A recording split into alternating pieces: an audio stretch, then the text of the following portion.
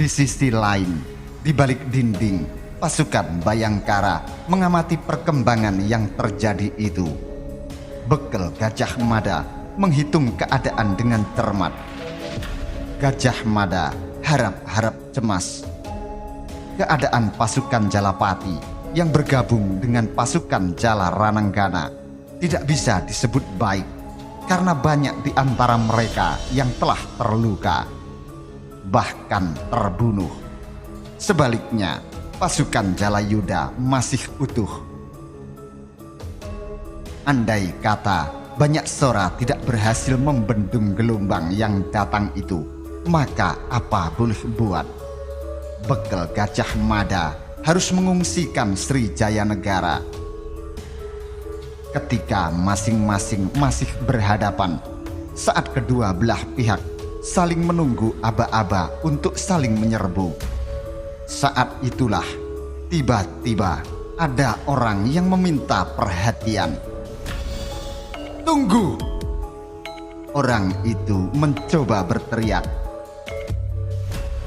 Suaranya yang tua nyaris tenggelam oleh suara genderang dan bende yang riuh. Akan tetapi, baik pasukan yang berpihak kepada istana maupun pasukan yang melakukan pemberontakan mengenal orang yang meminta perhatian. Orang itu sudah tua, bahkan langkahnya tertatih-tatih. Orang itu adalah Aryo Tadah yang diiringi oleh beberapa prajurit yang mengawalnya dengan setia. Pengawal Aryo Tadah meminta perhatian segenap pihak dengan menabuh genderang dengan irama berderap. "Gila!" desis Bekel Gajah Mada.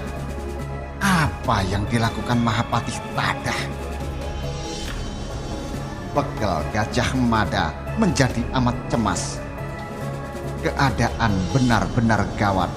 Sementara lelaki tua dari kepatihan itu berada di tengah-tengah pasukan yang akan berlaga dan mengadu kekuatan itu. Namun, baik pasukan dari pihak Jalayuda maupun pasukan Jalapati, Jala Rananggana masih menaruh hormat kepada Mahapatih Aryo Tadah. Kedua belah pihak menahan diri untuk belum saling menyerang ketika Tadah meminta mereka untuk menahan diri. Tadah terlihat berbicara kepada pengawalnya. Dua orang pengawal itu kemudian berlari-lari. Seorang menuju pasukan Jalayuda dan seorang lagi menuju pasukan Jalapati. "Ada apa?"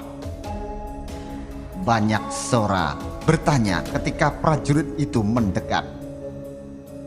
Prajurit pengawal Wisma Kepatihan itu memberikan penghormatan sebagaimana mestinya. "Mahapatih Tadah," berkata prajurit itu dengan napas tersengal, "meminta kepada Rakrian Temenggung banyak Sora untuk menghadap. Demikian pula dengan Rakrian Temenggung Panciwatang juga diminta untuk menghadap. Segala sesuatunya masih bisa dicegah. Perang harus dihindari." Banyak Sora menghela napas begitu dalam. Segala rasa hormat tertuju kepada Tadah yang sudah tua itu yang masih berusaha mencegah terjadinya pertumpahan darah. Walaupun kedua pasukan telah berhadap-hadapan, siap untuk saling bantai. "Aku akan menghadap," berkata banyak Sora tegas. Di pihak pasukan Jalayuda, Temenggung Panjiwatang juga telah menerima utusan Tadah. Panjiwatang yang semula mengira mudah baginya untuk menggilas istana merasa kecut hati ketika harus menghadapi gabungan pasukan Jala Rananggana dan Jalapati.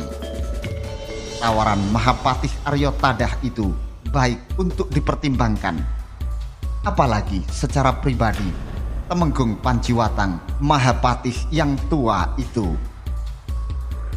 "Baiklah," jawab Panjiwatang. Aku akan menghadap.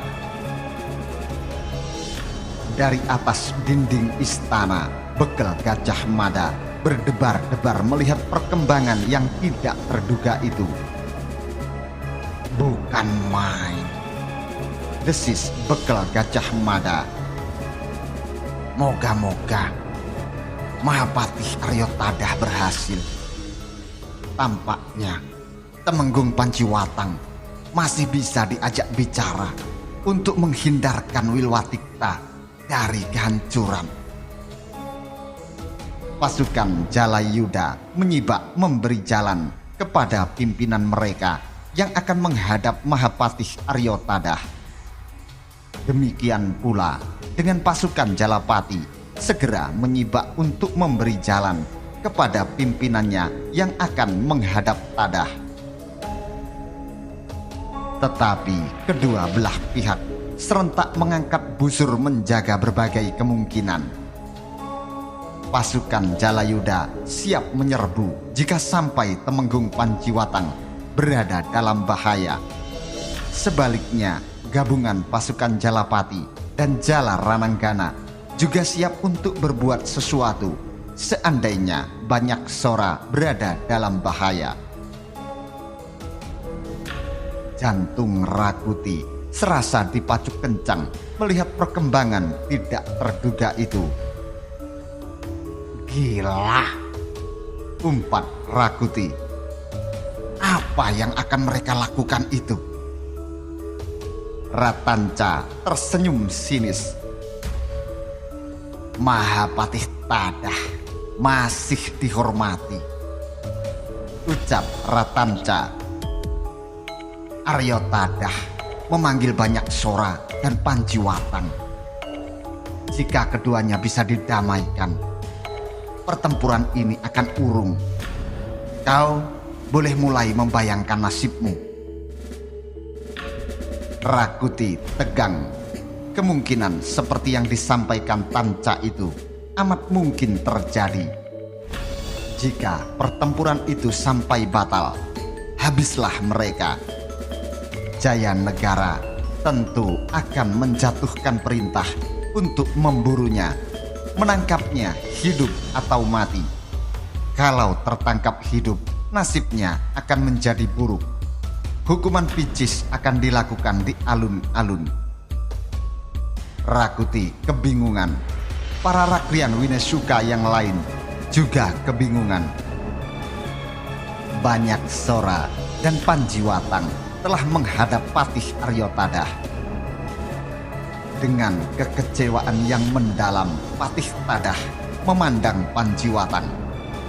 Panciwatang yang merasa berada di pihak yang salah berulang kali membuang wajah, menghindari tatapan wajah, baik dengan Mahapatih Tadah maupun Banyak Sora. Berulang kali Tadah menghela tarikan napas panjang, berusaha meredakan gejolak di dalam dadanya yang ringkih karena usia yang sudah lanjut itu. Bahkan sesekali batuknya bergetar di antara kata-katanya yang serak, syarat keprihatinan. Banyak Sora, Tadah berkata datar. Banyak Sora yang tidak menggeser tatapan matanya dari wajah Panciwatang menoleh kepada Tadah. Saya Mahapatih, jawab Banyak Sora.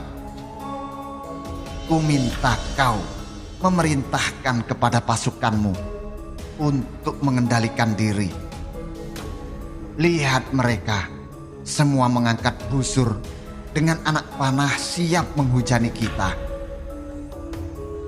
Banyak Sora memandang pasukannya. Jalapati dan Jala Rananggana memang berada dalam kesiagaan tertinggi.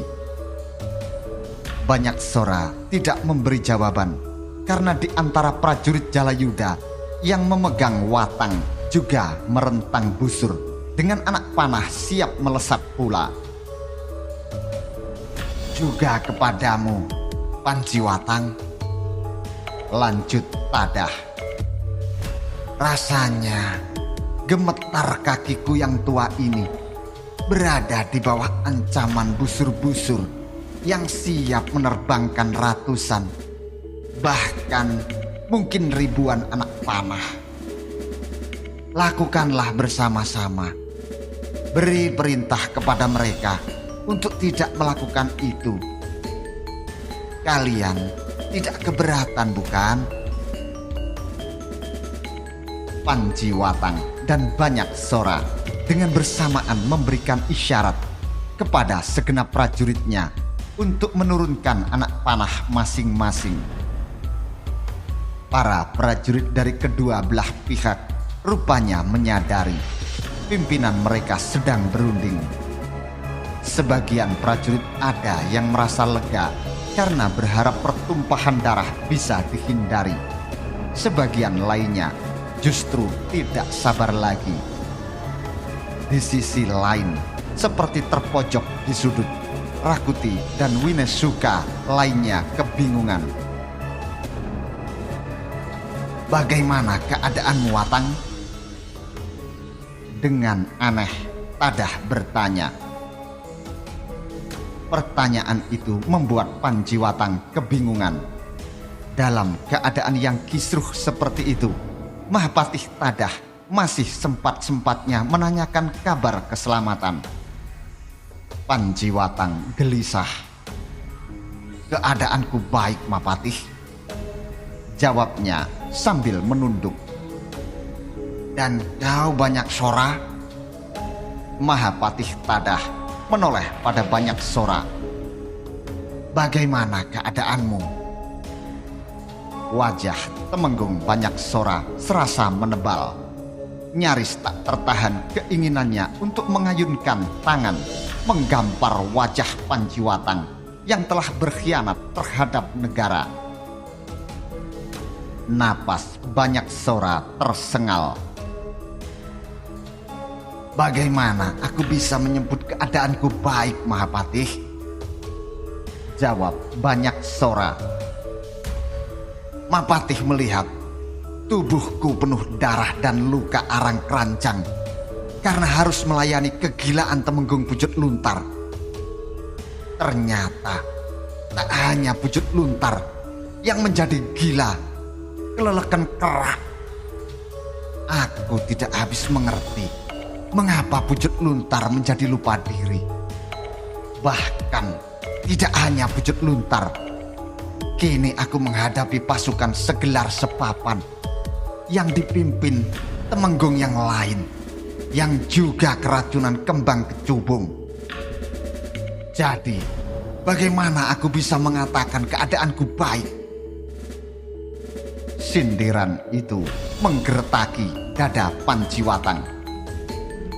Akan tetapi Temenggung Panjiwatang hanya diam tidak menanggapi.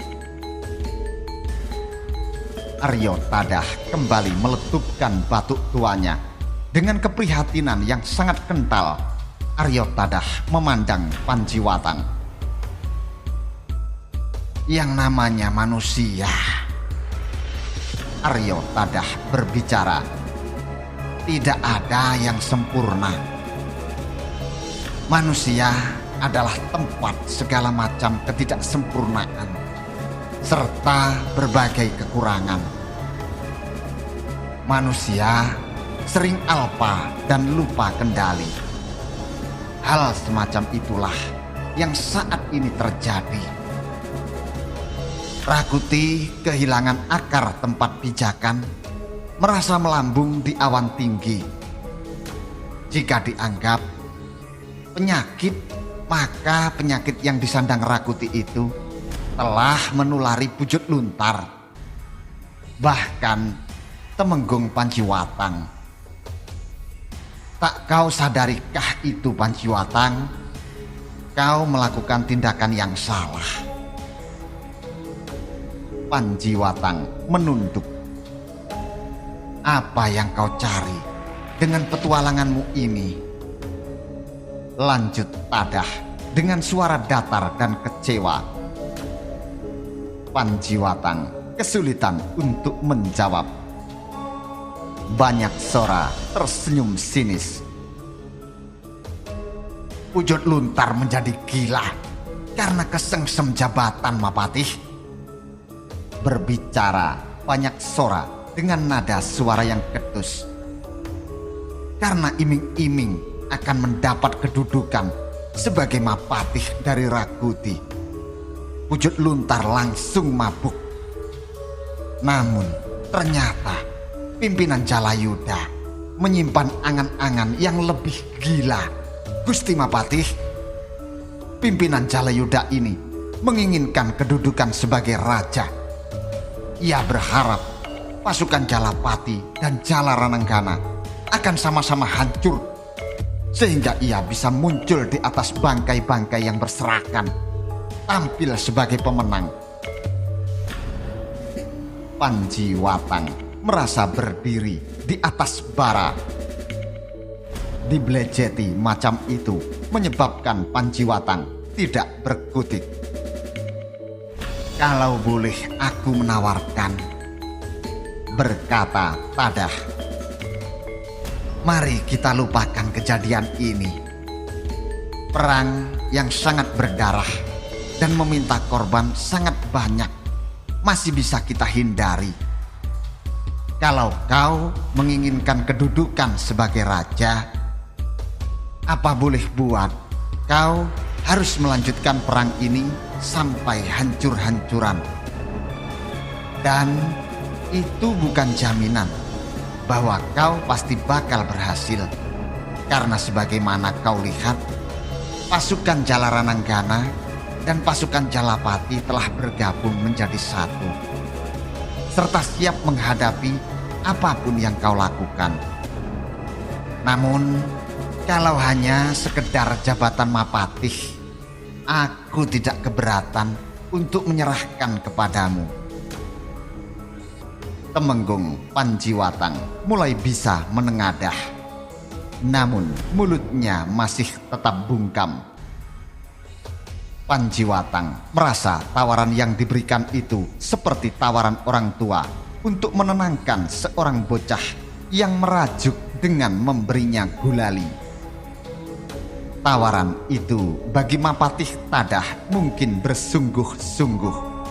Sebaliknya bagi Rakrian Temenggung Panjiwatang, bagai buah kedondong yang telah habis dagingnya akan tersangkut di tenggorokan.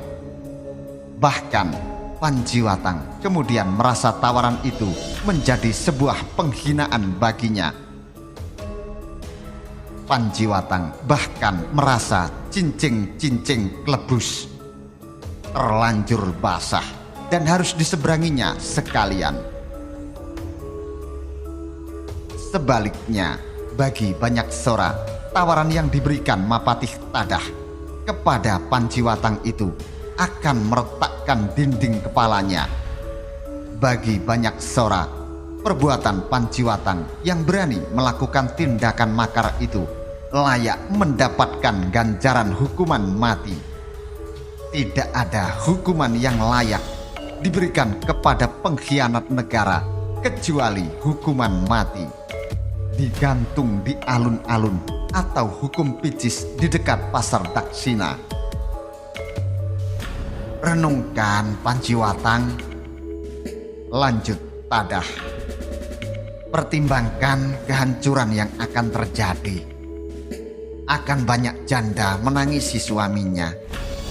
Akan banyak anak menangisi bapaknya yang gugur di Palagan. Belum lagi para orang tua yang meratapi kematian anaknya. Juga akibat berantai dari kekacauan yang akan timbul jika perang tak tercegah. Perampokan dan pemerkosaan akan merajalela." Aryo Tadah yang tua mulai tersengal. "Batalkan keinginanmu menggilas istana. Sebagai imbalannya, aku tidak akan keberatan menyerahkan jabatan Mahapatih padamu. Sekaligus aku memberi jaminan Sri Baginda tak akan mengutak-atik persoalan ini." Banyak sora juga tak akan mempersoalkan. Mereka tidak akan berani melakukan itu karena kau memiliki pasukan segelar sepapan yang bisa kau unggulkan menggilas mereka yang tidak sependapat denganmu. Atau jika kau tetap tidak mungkin mengubah keputusanmu, kurasa Tuanku Jayanegara tidak akan keberatan untuk lengser ke Prabon dan menyerahkan tahta kepadamu. Jika Tuanku Kertarajasa Jayawardhana hidup kembali ke dunia ini, beliau akan memenuhi keinginanmu, asal kau mampu membawa kesejahteraan bagi Wilwatikta. Semua akan memenuhi keinginanmu, asal perang yang melukai Wilwatikta ini bisa dihindari. Ucapan Tadah yang mengalir seperti air bening di sungai itu rupanya mampu menyentuh perasaan Temenggung Panjiwatang. Panjiwatang terlihat menahan gejolak yang mengharu biru dadanya. Apa yang selama ini tak terlihat olehnya karena terbungkus oleh keinginannya yang menggebu-gebu, akhirnya harus menjadi bahan renungannya.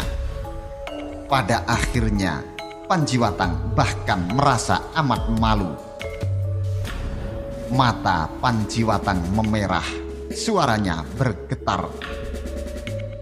"Mapatih Tadah," ucap Panjiwatang dengan suara amat serak. "Bagaimana?" Tadah tua melayaninya dengan sabar. "Aku merasa bersalah," ucap Panjiwatang. Ada derak melebihi gugurnya lereng gunung menerjang lembah. Banyak sora sama sekali tidak mengira Panjiwatang mendadak berubah. Banyak sora jadi tak mampu berbicara. Aryo Tadah senang karena upayanya mencegah perang akan membuahkan hasil. Tadah yang telah berusia lanjut itu mendekati Temenggung Panjiwatang dan menepuk-nepuk pundaknya. Diperlakukan seperti itu, Panjiwatang merasa isi dadanya makin berderak. Gajah Mada yang berdiri di atas dinding istana merasa amat lega melihat perkembangan yang baik itu. Gajah Mada yang semula merasa cemas mulai melihat kemungkinan Majapahit akan bisa diselamatkan dari bencana perang. Untuk selanjutnya yang harus dilakukan adalah memburu biang keladi dari semua kekacauan. Rakuti. Tadah memandang langit seperti mencari sesuatu di sana. "Marilah kita hindarkan Majapahit dari perang," Tadah berkata. "Selanjutnya, tangkaplah biang keladi dari semua kekisruhan ini." Petualangan Rakuti telah banyak menelan korban. Banyak prajurit gugur karena perbuatannya. Lebih dari itu, mulutnya yang culas itu menyebabkan persahabatan menjadi retak. Persaudaraan hancur karenanya. Banyak sora dan Panjiwatang saling pandang. Meski keduanya masih belum berbicara, dua temenggung itu bersepakat untuk menangkap Rakuti.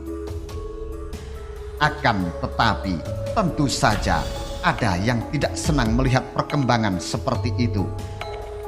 Orang itu adalah Rakuti dan para Dharmaputra Winesuka.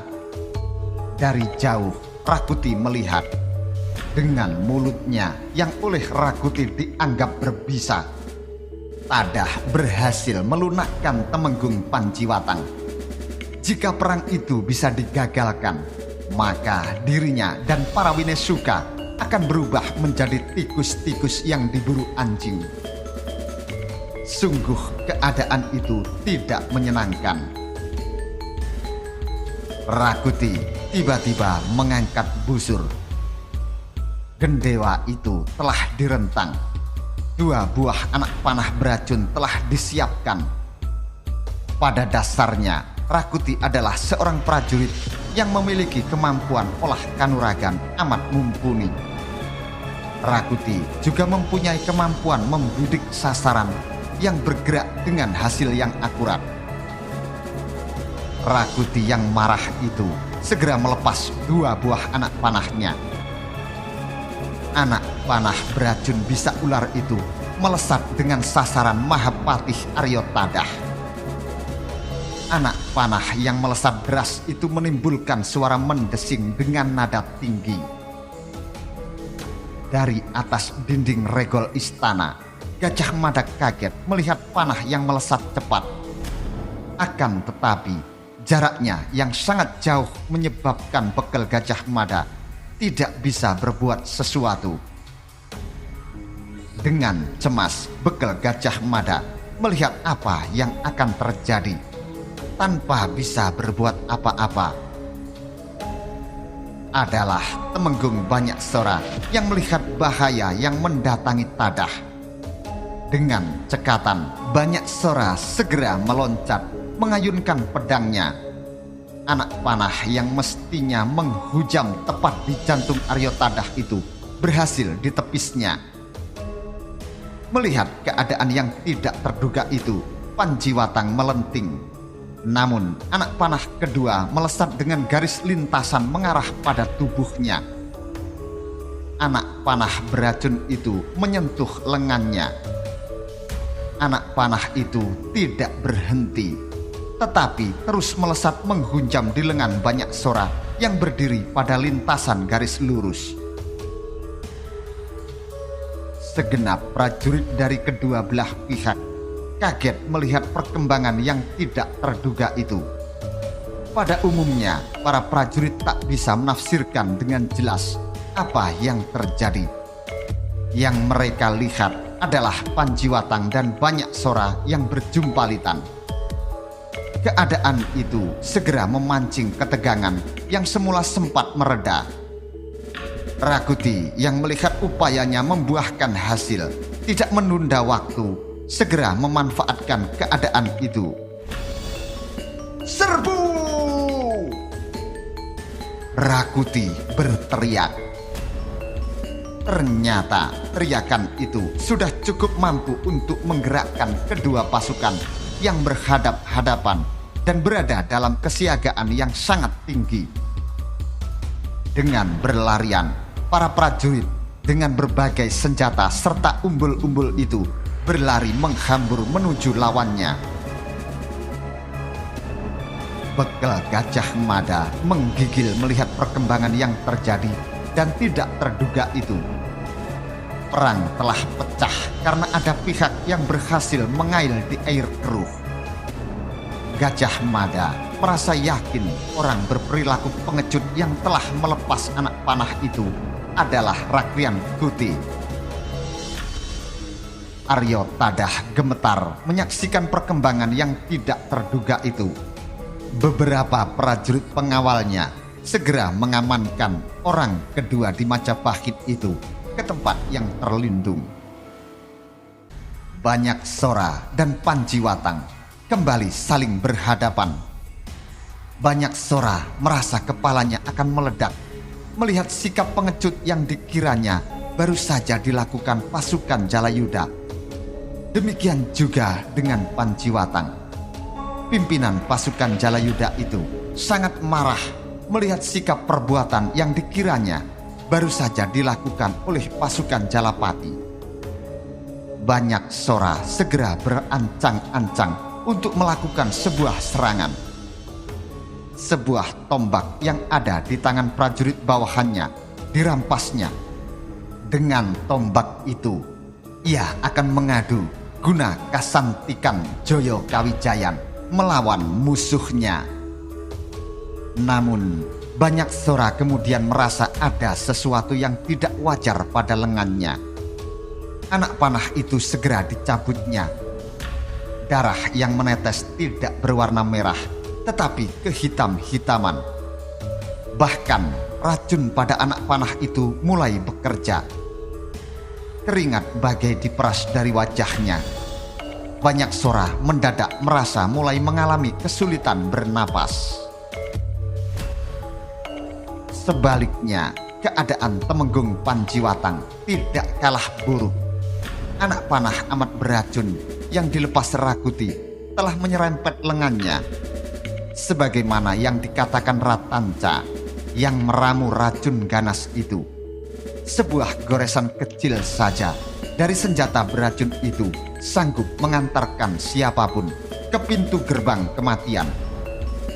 Jangankan sebuah goresan yang langsung bersentuhan dengan darah, bahkan dengan menyentuhnya sudah membuka pintu gerbang untuk melongok wilayah kematian. Racun itu amat ganas. Rakrian Temenggung Banyak Sora menggigil kesakitan, kemudian bahkan jatuh terduduk. Matanya melotot kepada Temenggung Panjiwatang yang pucat pasi. Seiring dengan darah yang mengalir merambati pembuluh, racun terbawa menjelajahi sekujur tubuh. Banyak Sora menjulurkan tangan berusaha menggapai, tetapi rasa sakit akibat racun yang amat ganas itu tidak bisa dilawannya. Banyak Sora sekarat. Keadaan Temenggung Panjiwatang tidak lebih baik dari Banyak Sora. Racun yang menggores lengan kanannya mulai bekerja. Butiran darah di sekujur tubuhnya pecah oleh racun itu. Sejenak kemudian dari hidung dan telinganya menetes darah merah. Tidak berselisih lama dari apa yang dialami Banyak Sora, Panjiwatang jatuh terduduk. Rakuti pun merajalela. Dengan mulus, Rakuti mengambil alih kendali pasukan Jalayuda. Perintah-perintahnya segera mengalir mendorong pasukan Jalayuda yang melihat pimpinannya mati mengamuk sejadi-jadinya. Pasukan dalam gelar perang Garuda Nglayang itu segera menghambur menyerbu pasukan Jalapati dan Jala Rananggana.